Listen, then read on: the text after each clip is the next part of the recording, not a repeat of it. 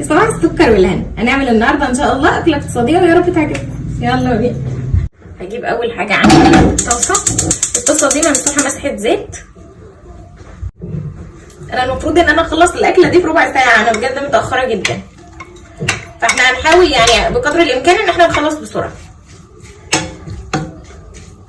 انا لما باجي اعصج اللحمه بحط قد كميه اللحمه بصل، يعني لو حطيت نص كيلو لحمه بحط نص كيلو بصل، لو حطيت ربع كيلو لحمه بحط ربع كيلو بصل، فانا عامله بصلتين يعني وسط على ربع كيلو لحمه. هنزل بقى باللحمه، خلاص البصل بدا يدبل.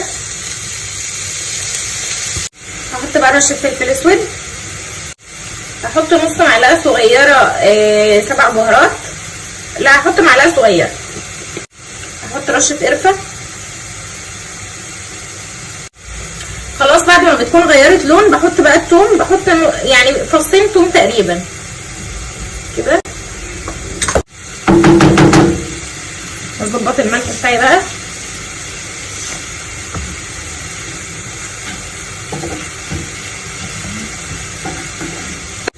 هحطها بقى هنا تنشف شويه. هحط بقى الميه تغلي هنا، هحط بقى الميه تغلي هنا علشان المكرونه، وقبل ما الميه تغلي يلا نضرب الطماطم.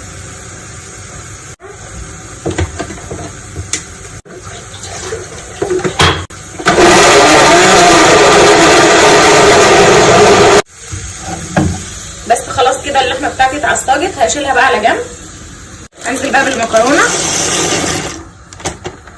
هحط المكرونه هنا علشان اعمل الصلصه هنا.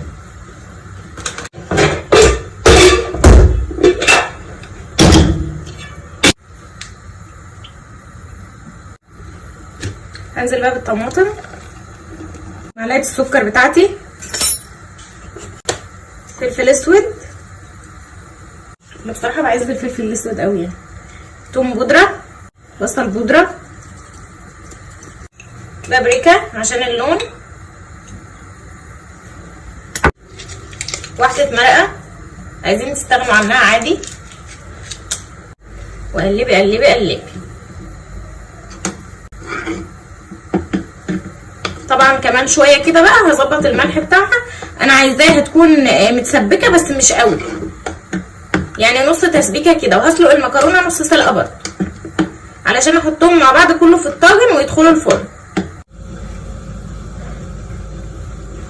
خلاص الطماطم بتاعتي كده اتسبكت خلاص. هقفل بقى ده، سخنه قوي. هجيب بقى اللحمه المفرومه بتاعتي اهي، ادي المكرونه. هنزل بقى بالمكرونه